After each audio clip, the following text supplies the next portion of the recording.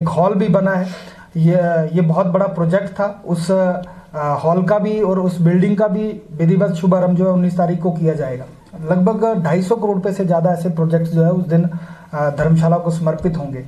और आने वाले बहुत छोटे से समय में मार्च और अप्रैल महीने में जब जैसे ही कोविड के कुछ नियम में हम लोगों को ढील मिलेगी, हमारी व्यवस्था फिर से चलेगी, तो हम लोग एक साथ फिर से धर्मशाला को लगभग 500 करोड़ रुपए के प्रोजेक्ट जो है माननीय मुख्यमंत्री जयराम ठाकुर जी के सहयोग से धर्मशाला को मिलने वाले हैं।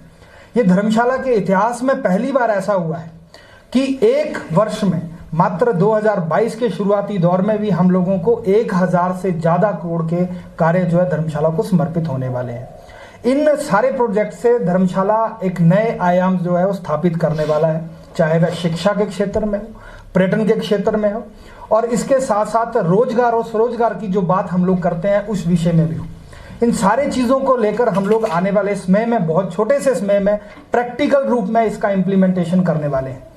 जो मैंने आपसे चर्चा किया, रोबे के बाद जो हमारा सेंट्रल यूनिवर्सिटी है, लगभग पिछले 11 वर्षों से एक कलंक हमारे धर्मशाला के ऊपर जो है वो लगा था, जिसमें कांग्रेस सरकार की नाकामी रही है। बहुत बड़ी नाकामी कांग्रेस सरकार की रही है। उन्होंने 1% भी इस केंद्रीय विश्वविद्यालय के प्रस्तावित कैंपस धर्मशाला को बनाने का प्रयत्न नहीं किया।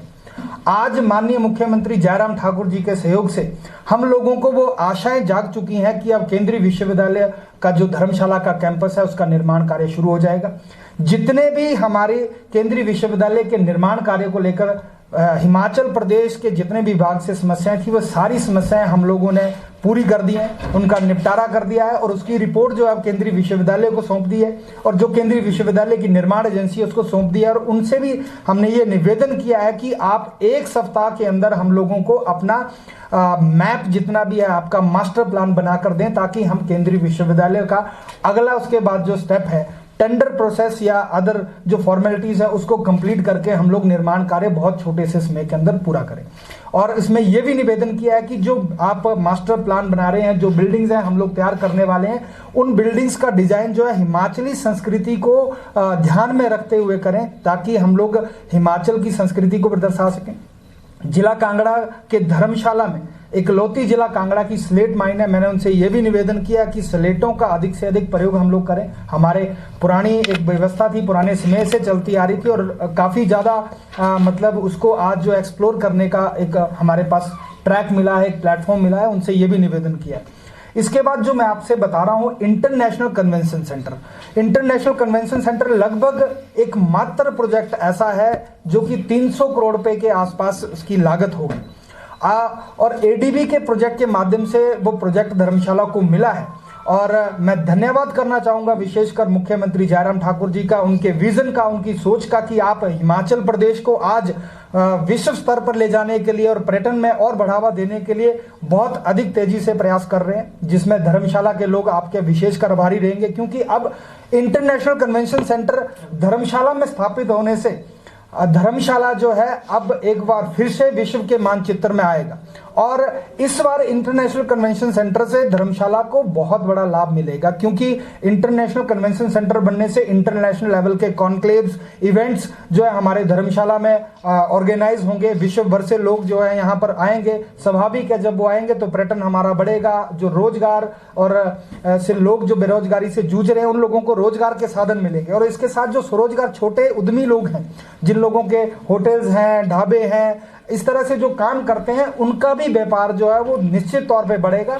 तो इससे बहुत सारी चीजें जो इंटरकनेक्टेड हैं। ये 3 विषय जो मैंने आपको रोबे, इंटरनेशनल कन्वेंशन सेंटर और सेंट्रल यूनिवर्सिटी, जिसको हम लोग धरातल पर उतार रही है जयराम सरकार, ये बहुत बड़ा जो धर्मशाला के लिए तोहफा है। और पहली बार ऐसा हुआ है धर्मशाला के इतिहास में कि इतना एडवांस टेक्नोलॉजी और इतने एडवांस सिस्टम में हम लोग धर्मशाला को एक नई धर्मशाला और आधुनिक धर्मशाला जो है स्थापित कर रहे हैं। इसके साथ आप पिछले 2 वर्षों के अंदर देखेंगे कि जो स्मार्ट सिटी प्रधानमंत्री नरेंद्र मोदी जी की देन है, उस देन की बदौलत धर्मशाला में बहुत तेजी से काम हुआ है।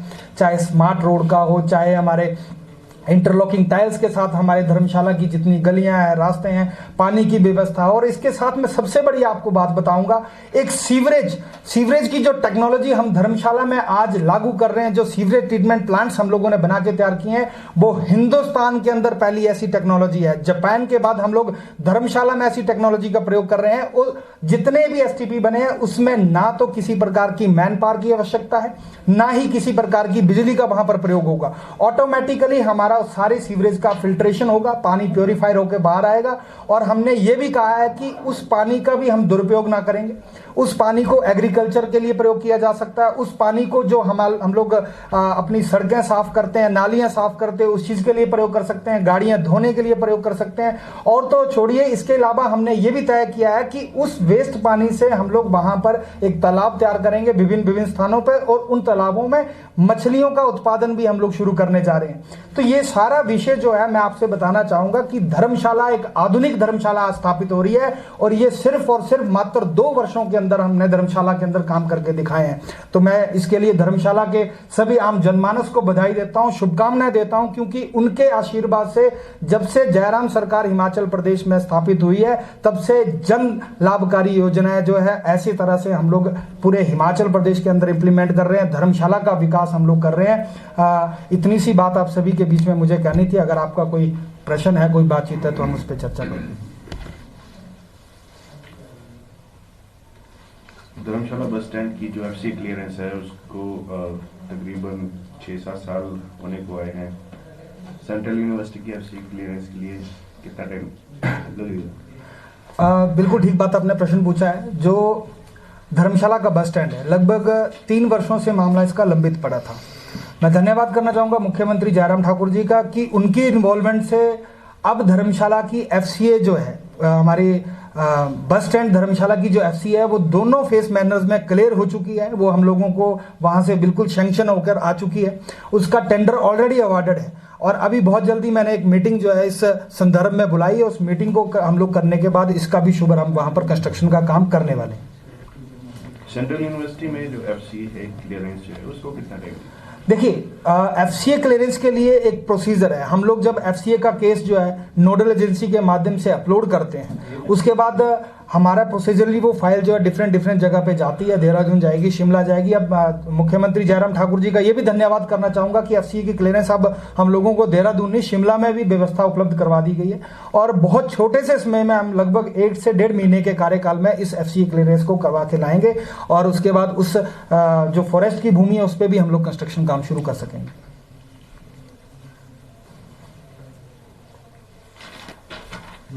धन्यवाद जी, थैंक यू। धन्यवाद। अधिकांश जी।